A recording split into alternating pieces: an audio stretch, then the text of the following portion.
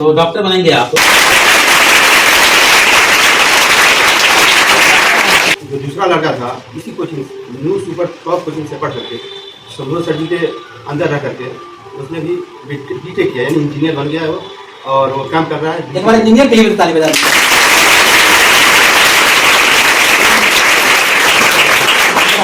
Engineer बने। उसके बाद काशिफ रजा है जो IIT NIT जानते होंगे आप लोग, इंजीनियरिंग जो एक नीट होता है एक IIT होता है, तो वो IIT भी पास किया है, लेकिन NIT पटना से वो पढ़ करके वही इंजीनियर बन चुका है। चलिए एक बार और ताली। जो पहला लड़का था बड़ा वाला वो सिलाई कर करके 7 साल सिलाई करके छोड़ करके वो भी अब इंजीनियरिंग कर रहा है। वाह, फिर तो ताली। मौका खास है क्योंकि इस वक्त हमारे सामने जो शख्स बैठे हुए हैं वो शख्स आपका और हमारा कपड़ा सीने का काम करते थे, लेकिन सोच ऊंची थी। उन्होंने सोचा कि मैं कपड़ा सिलूं, लेकिन मेरे बच्चे शिक्षा के इस गंगोत्री में, पवित्र गंगोत्री में डुबकी लगाए, स्नान करे और जीवन में आगे बढ़े, बड़े ऊंचे पद पर जाए। बेटों ने भी देखा कि पापा इतना मेहनत कर रहे हैं और उन्होंने अपने पापा के इस कष्ट को देखते हुए जी तोड़ मेहनत किया और अब देश का सबसे भास्ट एग्जाम नीट को क्वालिफाई कर लिए हैं, डॉक्टर बनने की राह पर है और मेडिकल की तैयारी अब तमिलनाडु में कर रहे हैं। Mohammad Saqib Raza new super top coaching centre से पढ़े हैं और यहाँ हॉस्टल में रहते थे। और बड़ी बात हम उनसे पूछेंगे, लेकिन हम आपको बता दें कि जब वो हॉस्टल में रहते थे तो बीच में कभी कभी सर से इजाजत लेकर जाया करते थे अपने दुकान पर और पिता का हाथ बटाते थे, कैंची उठाते थे, कुछ काम करते थे और फिर आकर पढ़ाई करने लगते थे। परिणाम यह हुआ कि अब वे देश का भविष्य हैं, डॉक्टर बनेंगे और गरीब लोगों का भी मुफ्त में इलाज करेंगे। मैं एडवांस में बोल रहा हूं कि पैसे वाले तो अपने जगह पर है, लेकिन गरीबों की भी मदद करेंगे, क्योंकि सबसे बड़ा मानवता का फर्ज यही होता है। हमारे सामने 2-3 शख्स ऐसे हैं जिन्हें मैं रूबरू कराना चाहूंगा। शंभू कुमार यादव हैं, न्यू सुपर टॉप कोचिंग के संचालक हैं और मैथ के सबसे बेस्ट शिक्षकों में गिने जाते हैं। और सामने साकिब रजा है, मोहम्मद साकिब रजा, जो इसी इंस्टीट्यूट से पढ़े और नीट का बेस्ट जो सबसे भास्ट एग्जाम होता है उसे क्वालिफाई किए हैं। और साथ में उनके वो महान पिता हैं जिन्होंने जी तोड़ मेहनत किया, खुद के शरीर पर, खुद के ऊपर ध्यान नहीं देकर अपने बच्चों के लिए काम किया और अपने सभी बच्चों को मंजिल तक पहुंचाने का काम किया। उस महान पिता के लिए हम चाहेंगे कि आप लोग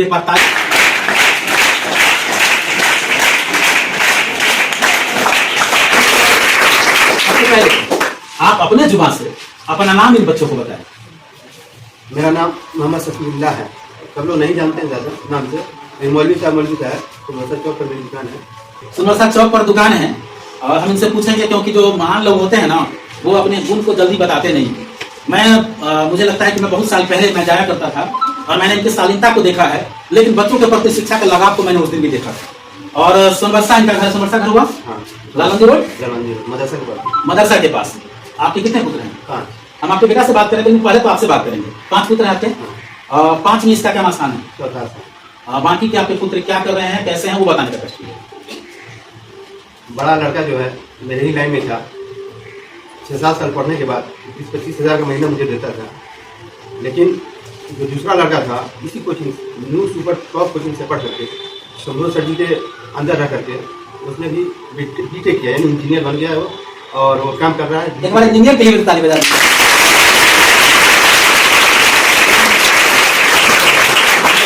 इंजीनियर बने। उसके बाद काशिफ रजा है जो IIT NIT जानते होंगे आप लोग, इंजीनियरिंग जो एक नीट होता है एक IIT होता है, तो वो IIT भी पास किया है, लेकिन NIT पटना से वो पढ़ करके वही इंजीनियर बन चुका है। चलिए एक बार और ताली।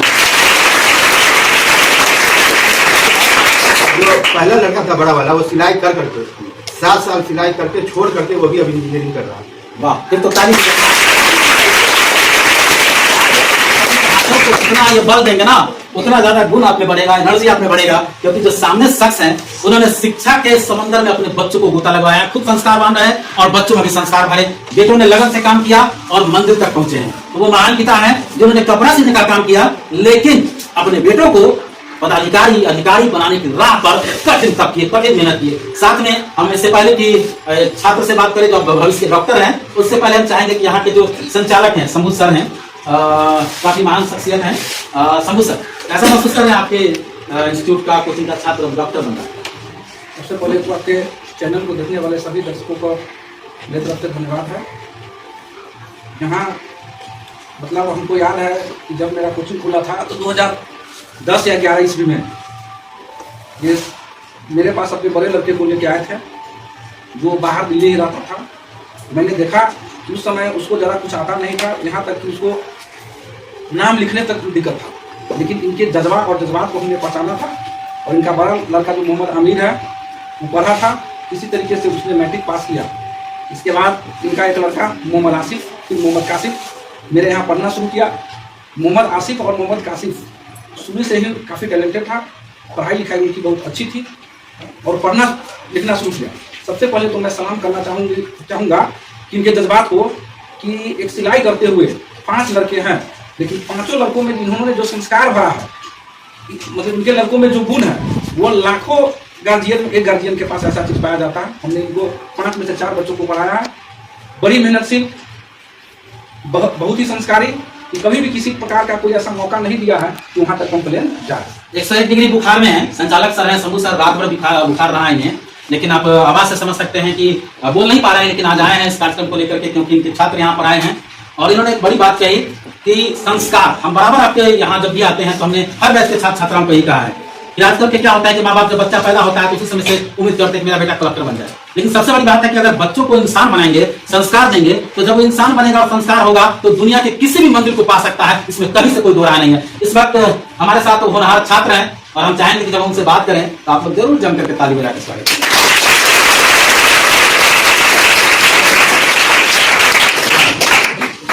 मोहम्मद साकिब रजा अब किसी परिचय का मोहताज नहीं।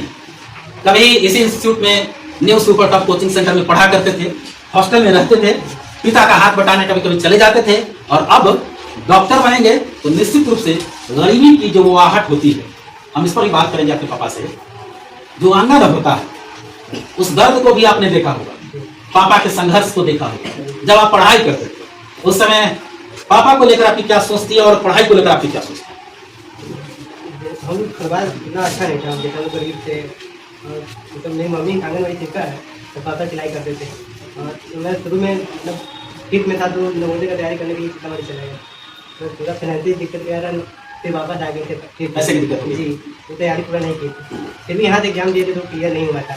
उसके बाद 7th में यहाँ मेरे भैया पढ़ते थे, उसी कारण हम भी चले आए। तुम कहीं बहुत नाम सुने थे, हम चले आए पढ़े। भैया को पता देखिए यहाँ का नाम सुने, कोचिंग संस्थान का फिर आप दिया जी, और यहाँ से आए, यहाँ से 10th किए। सर को बहुत सपोर्ट है, यहाँ से सरलों का बहुत सपोर्ट है। जी गुरु जी को बस याद करते रहते हैं, जब उन्होंने मजबूत किया, जी हौसला भी बढ़ाया आपका। जी। तो जब हॉस्टल में रहते थे, घर भी आपके यहाँ, लेकिन आप हॉस्टल में पढ़ाई के लिए रहते थे, तो दिन में कितने मतलब चले जाते थे मदद करने में? मतलब जैसे छुट्टी होता था 10th में थे तो 12 बजे के आसपास छुट्टी होता ही था, खेल होता था। तो यहाँ से जब 10वीं आप किए तो फिर कहाँ निकले? हम 10वीं के निकलने के बाद उसके बाद कोटा जाने वाले थे, तो लॉकडाउन लग गया था, तो नहीं जा पाए। लॉकडाउन ही बंद पड़ गया। जी, तो लॉकडाउन लग गया तो 11 कुछ आता ही नहीं था। और फिर 21 में नाम लिखाया कोटा में, फिर गए और 2 महीने बाद फिर लॉकडाउन लग गया, तो फिर वापस आ गए थे। तो मेरा 2 साल ऐसा ही चला गया था। 2 साल बर्बाद हुआ। हाँ, इंटर का एग्जाम देना था, फिर डर लग रहा था कि फेल नहीं हो जाए, आता ही नहीं था कुछ। और फिर भी मतलब यूट्यूब से इधर उधर से ऑनलाइन से पढ़ाई किया? पढ़ के इंटर कर लिए। उसके बाद फिर कोटा चले गए, तो कोटा मेरा 2023 में गए। तो उस साल मतलब कोई लॉकडाउन वगैरह नहीं लगा, तो उस साल बढ़िया पढ़े। मैं उस साल भी नहीं निकला मैं नीट। फिर अगला साल पढ़े गए कोटा, तो मेरे पैर में फ्रैक्चर हो गया था, तो घाव हो गया। गेट में जो गए थे ना, चोट लग गया था, तो वहाँ उंगली अंगूठा टूट गया था। हाँ, तो उसका 2 महीना उसी कारण मेरा बर्बाद हो गया था। 2 साल एग्जाम दिए थे तो मेरा 570 नंबर आया था नीट में। 2024 में कटअप बहुत आ गया था तो नहीं हो पाया। फिर अगला साल तैयारी की इस साल के लिए। इस साल एग्जाम देने गए, तो एग्जाम देके निकले, पेपर इस साल बहुत हार्ड था। 530 के आसपास नंबर पहुँच रहे थे, और 530 जैसा कटअप ट्रेन चल रहा था कि 650 600 ऐसे जाए कटअप, लग रहा था नहीं होगा। फिर धीरे धीरे चर्चा चला कि बहुत हार्ड पेपर आया था, कटअप गिरेगा। तब पता चला कि नहीं, इस बार हो जाएगा।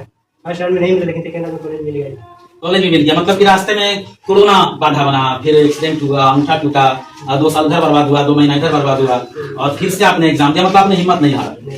तो ये प्रेरणा कहाँ से मिलता था कि भाई इतना टूट रहे थे, कोरोना में तो बहुत सारे लोग टूट गए, लॉकडाउन में बहुत सारे लोग टूट गए। पहले लोग इतना सपोर्ट कर रहे थे तो हमारा ही फर्क होता था कि नहीं कुछ दे।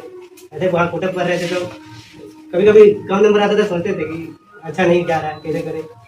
फिर अभी पापा मम्मी क्या सोचते थे कि पढ़ा रहे कुछ त्याग करके, तो हमें भी कुछ करना चाहिए। इसलिए पापा मम्मी के बारे में सोचते थे कि पढ़ा कर रहे हैं इतना त्याग करके, तो हम भी कुछ करें। और जब आप सबसे पहले बताइए कितना घंटा पढ़ते थे? कुछ स्पेसिफिक नहीं था, जैसे कभी 7-8 घंटा ही पढ़ते थे, जैसे नॉर्मल मन नहीं लगता था तो, और जब सब चीज ठीक था तो 12 घंटा पढ़ लेते। कई बार हिम्मत भी टूटता होगा। हाँ, टेस्ट लगता था तो नंबर घटता था, फिर भी यही क्या हो रहा है, कोई घट रहा है, कई बढ़ रहा है। हाँ, फिर भी इस बार हम सोच रहे थे कि कैसे भी करके निकाला, नहीं निकलेगा तो छोड़ देंगे, तो यार फिर छोड़ देंगे। इस बार छोड़ देने का मन बनाया था। हाँ, लेकिन आपको विभाग में पकड़ लिया। नहीं, ये सोच लिए थे कि पूरा इस बार पूरा कोशिश करते हैं, नहीं निकलेगा तब छोड़ेंगे, लेकिन पूरा कोशिश में लग गए थे कि करना है तो करना है, नहीं निकलेगा तो आगे देखा जाएगा। और फिर मन बदल दिए और परिणाम भी आया, तो डॉक्टर बनेंगे आप।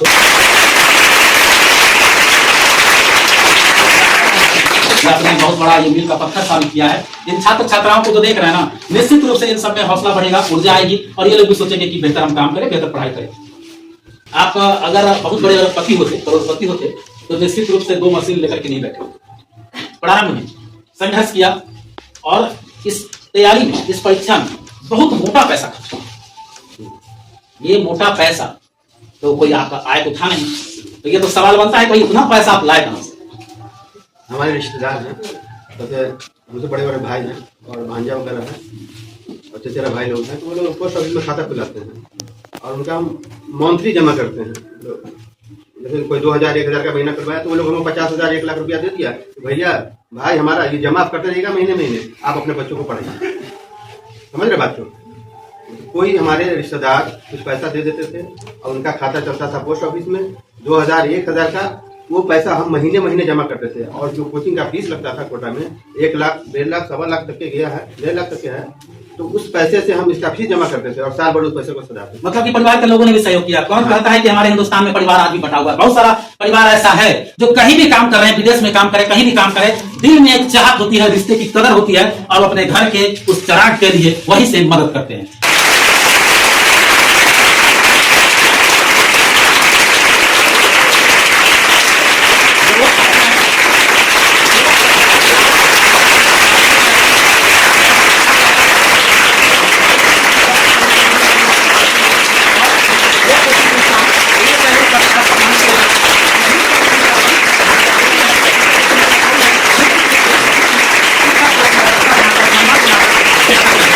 तो साथ में मुकुट मारे